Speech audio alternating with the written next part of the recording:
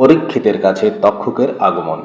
সৌতি বললেন, এইভাবে পরীক্ষিত রাজার সব মন্ত্রীগণ অনেক উপায় বের করলেন। অন্যদিকে কশ্যপ মুনি, তিনি সর্পমন্ত্র জানতেন। রাজা পরীক্ষিতকে তক্ষক দংশন করবে লোকের মুখে এই কথা শুনে দ্রুত হস্তিনানগর চললেন। ভাবলেন, তক্ষকের দংশন থেকে পরীক্ষিত রাজাকে রক্ষা করতে পারলে ধন, ধর্ম এবং যশ প্রাপ্তি হবে। তক্ষক ততক্ষণে বৃদ্ধ ব্রাহ্মণের বেশে চললেন হস্তিনার দিকে। পথে যেতে বটগাছের নিচে কশ্যপ মুনির দেখা পেলেন।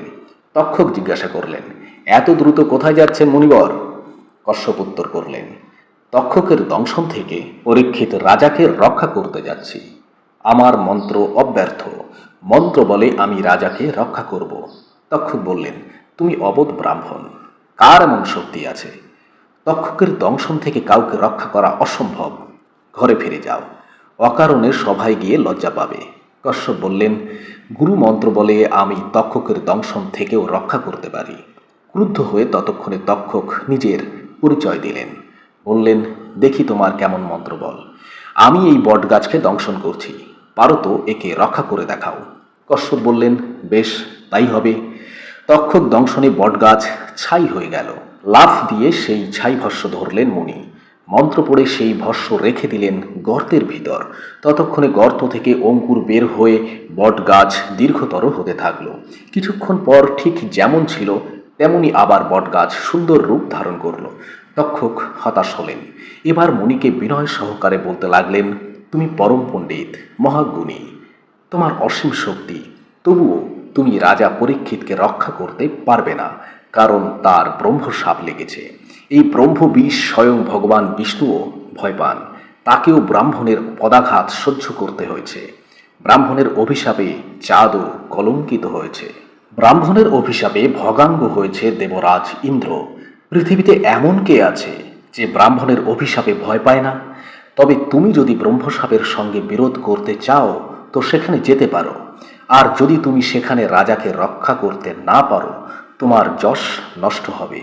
ধন সম্পদের ইচ্ছায় যদি সেখানে যেতে চাও তো সেটা আমি তোমাকে দিতে পারি। আমার কাছে যে সম্পদ আছে তা রাজার কাছেও নেই। এই কথা শুনে কশ্যপ মনে মনে ভাবতে লাগলেন, তক্ষক ঠিকই বলেছে, ব্রহ্মশাপের সঙ্গে বিরোধ করা ঠিক হবে না। বুঝতে পেরেছি, রাজার আয়ু ফুরিয়ে এসেছে। মুনিবর বললেন, ঠিক আছে, আমি দরিদ্র ব্রাহ্মণ, যদি তোমার কাছে ধন পেয়ে যাই তো সেখানে আর গিয়ে কি করব? তক্ষক তখন নিজের মাথার মণি মুনিবরকে দান করলেন। এই মণির স্পর্শে লোহার সোনায় পরিণত হয়।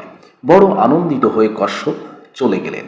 এবার তক্ষক ভাবতে লাগলেন, রাজা পরীক্ষিতের কাছে কিভাবে পৌঁছানো যায়। রাজা মঞ্চ তৈরি করে উঁচু এক স্তম্ভে বসে আছে। সেখানে পৌঁছানো সহজ কথা নয়, সেখানে কেউ যেতে পারবে না। সেখানে অনেক মহৌষধি আছে, তার উপর মুনিগণ সব সময় মন্ত্র জপ করছেন। চিন্তিত হলেন তক্ষক। উপায় বের করলেন তক্ষক। সব সঙ্গী সাথীদের বললেন, সবাই ব্রাহ্মণ মূর্তি ধারণ করো, কারণ সেখানে যেতে ব্রাহ্মণের কোনো নিষেধ নেই। সব সাপ ততক্ষণে ব্রাহ্মণ মূর্তি ধারণ করল। রাজাকে আশীর্বাদ করার জন্য সঙ্গে ফল ও ফুল নিল। তক্ষক আশ্রয় নিলেন একটি ফলের মধ্যে। সকলে ধীরে ধীরে চলল সভার ভিতর, যাতে রাজার অনুচর তাদের চিনতে না পারে। ব্রাহ্মণের সেখানে যেতে কোনো মানা নেই। তারা গিয়ে রাজাকে ফুল ও ফলে আশীর্বাদ করল। রাজা আনন্দিত হয়ে ফুল ও ফল গ্রহণ করলেন। একটি ফল ক্ষত দেখে পরীক্ষিত রাজা নখ দিয়ে ভেঙে ফেললেন।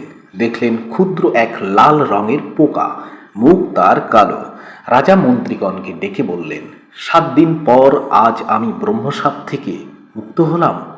কিছুক্ষণের মধ্যেই সূর্য অস্ত যাবে, তাহলে কি ব্রহ্মশাপ ব্যর্থ হয়ে গেল? আমি আশঙ্কিত হয়ে পড়ছি। এই পোকাই তক্ষক নাগে পরিণত হোক, আমাকে দংশন করে ব্রাহ্মণের বাক্য রক্ষা করুক। এই বলে তিনি সেই পোকাকে মাথার উপর রাখলেন। মন্ত্রীগণ চিৎকার করে বললেন, সে কিছুতে হতে পারে না। ওদিকে ততক্ষণ নিজের মূর্তি ধারণ করেছে তক্ষক। প্রলয়ের মেঘের মতো গর্জন করতে থাকলো সে। প্রলয়ের গর্জনে আর ভয়ঙ্কর মূর্তি দেখে মন্ত্রীগণ সব ভয়ে পালিয়ে গেল। রাজাকে জড়িয়ে ধরলেন তক্ষক। ছাতার মতো হাজার ফণা ধরে দংশন করলেন রাজার ব্রহ্মতালুতে। দংশন করে আকাশ পথে তক্ষক চলে গেলেন। সভামঞ্চ সহ রাজা বিষের আগুনে পুড়তে লাগলেন। হাহাকার উঠল চারিদিকে।